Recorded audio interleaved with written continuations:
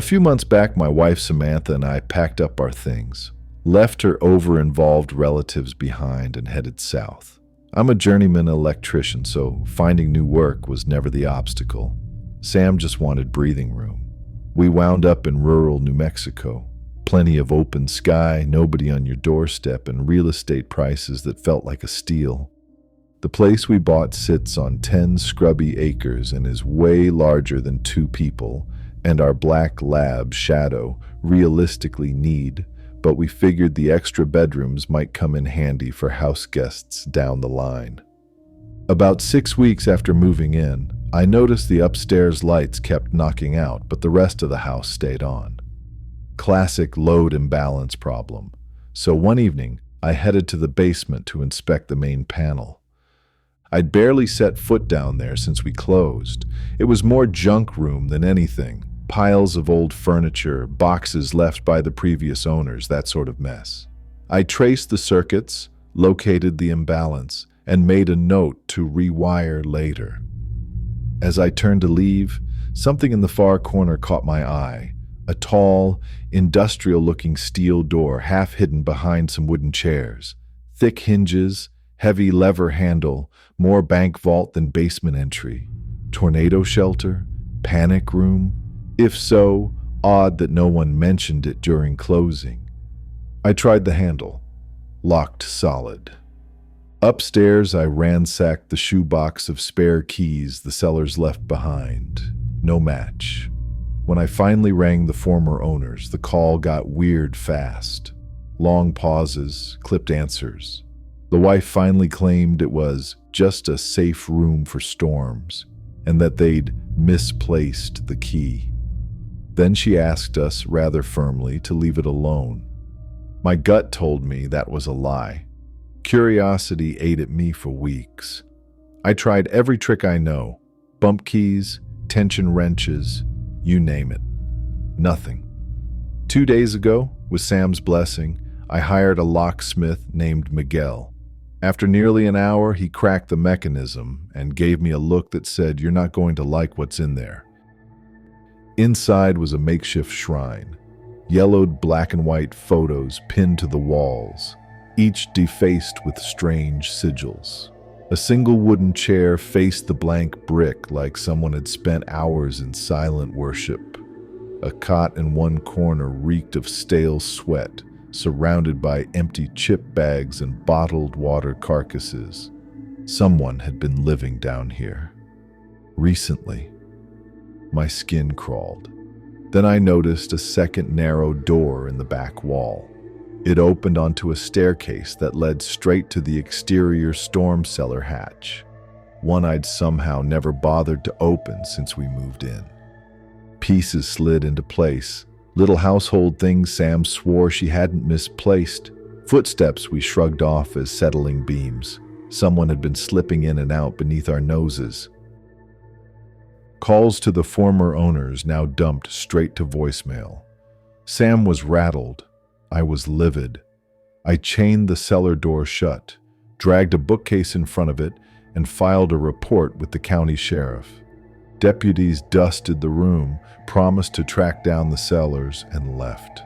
That night, a thunderous bang rattled our front door. Shadow went berserk. The pounding died off, only to be replaced by pebbles pinging our upstairs window. Bat in hand, I yanked the curtains. Nobody in sight. Then a crash from the kitchen. I bolted downstairs in time to see 2 figures sprinting across the yard, silhouettes swallowed by moonlight. The window was shattered. Glass glittered on the linoleum. Sheriff's deputies came back, took prints, upped patrols. Their theory, the squatters returned, discovered their hideaway sealed, and decided to scare us off. It's been 48 hours. No new incidents, but Samantha jumps at every creak, and Shadow hasn't left our bedside. The deputies still can't reach the previous owners. If they don't show soon, I don't know what legal path we have, only that I'm done being anyone's target. The cellar door remains chained. The steel vault is padlocked again, and the bat stays by the bed, just in case curiosity, or whoever fed it, decides to come back.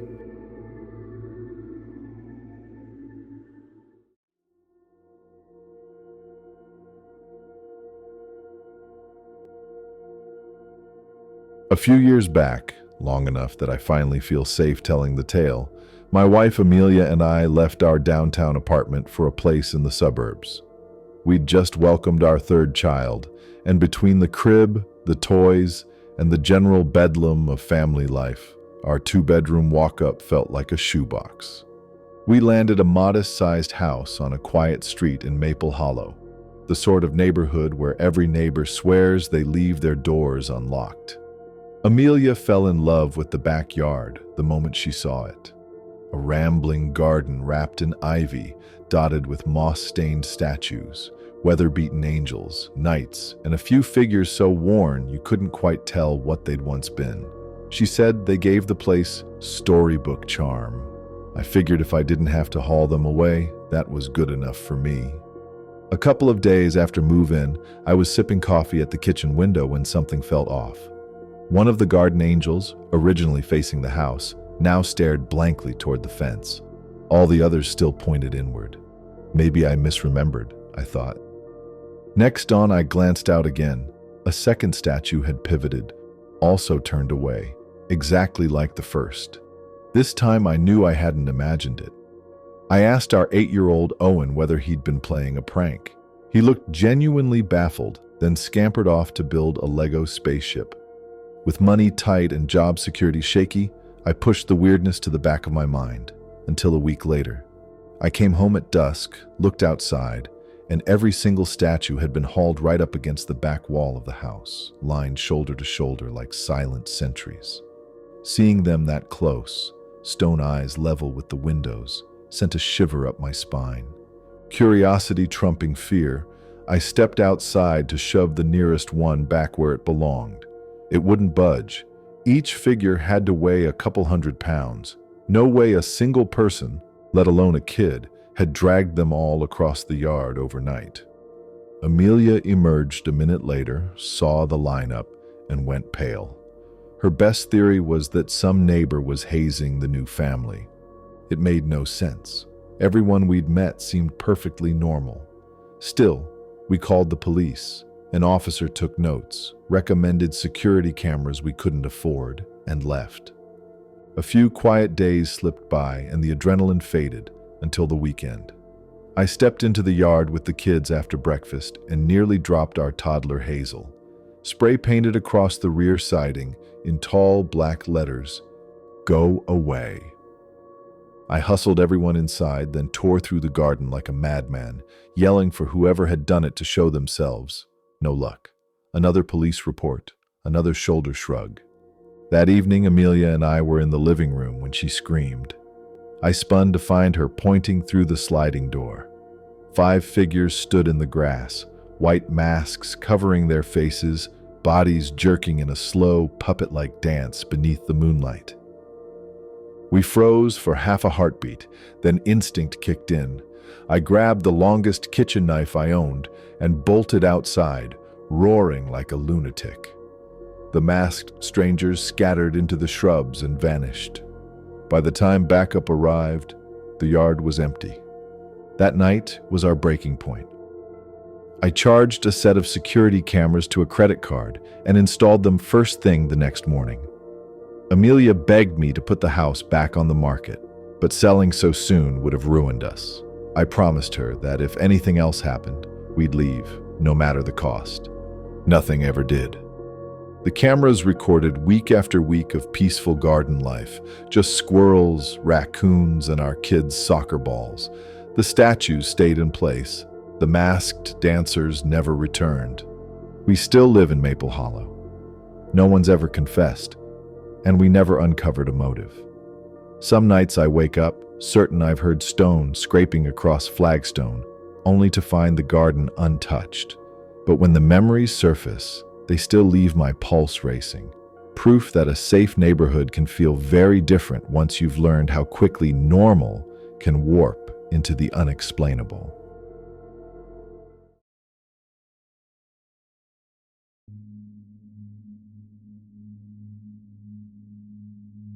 When I bought my first home, I was 27.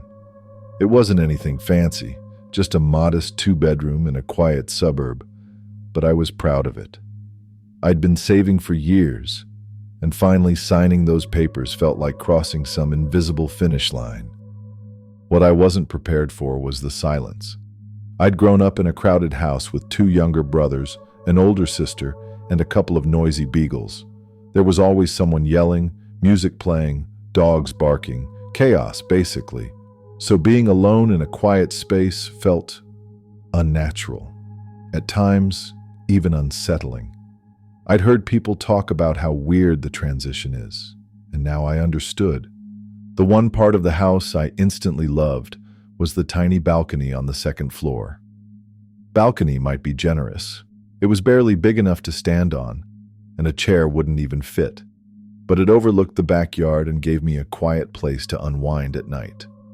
I smoked occasionally, and since I hated doing it indoors, the balcony became a kind of ritual spot for me.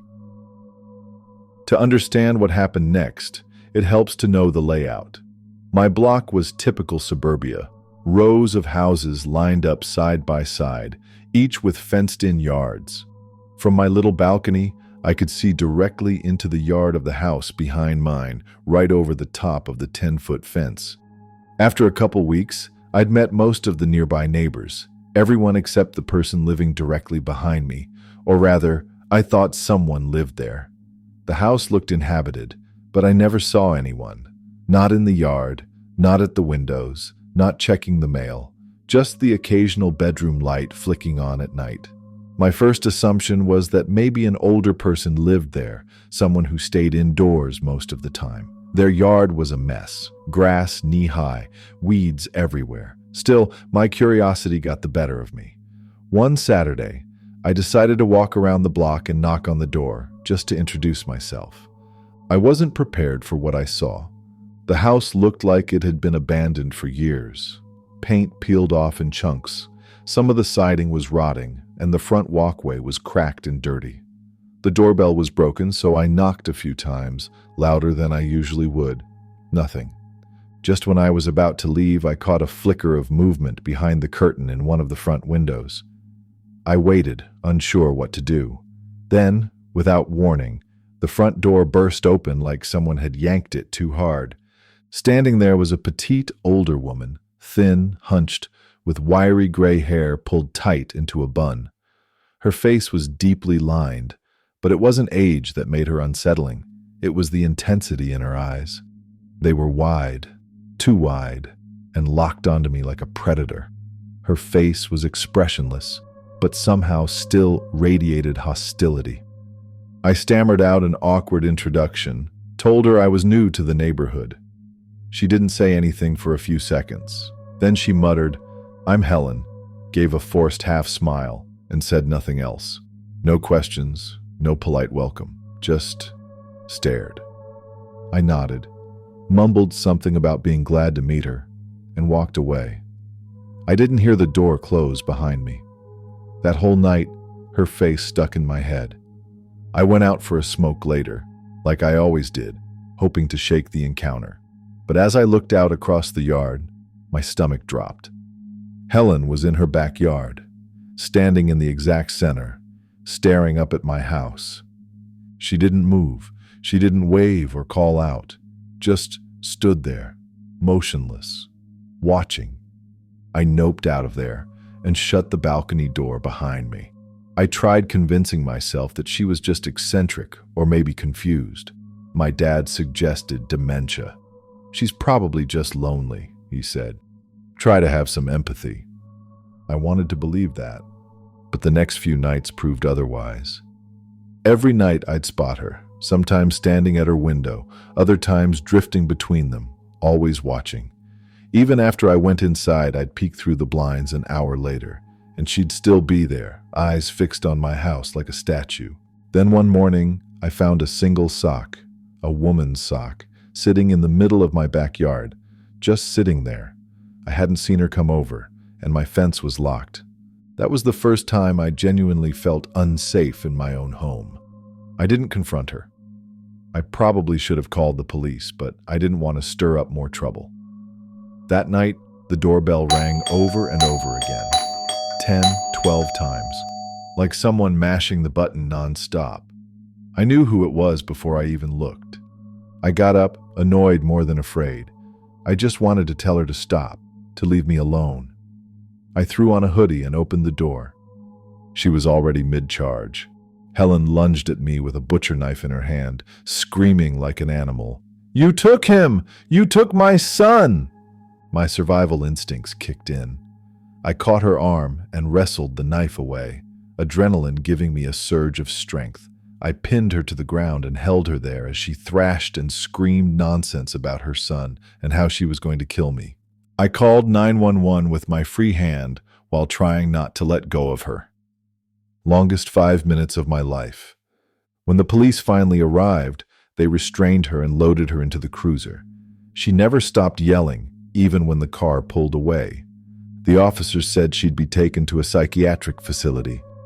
I never saw her again. But that night changed something in me. I moved out within the year, sold the house at a loss. I couldn't sleep in that place anymore. Not after everything. Even now, I sometimes wake up at night thinking I see someone staring through my window. And when I do, it's always her face.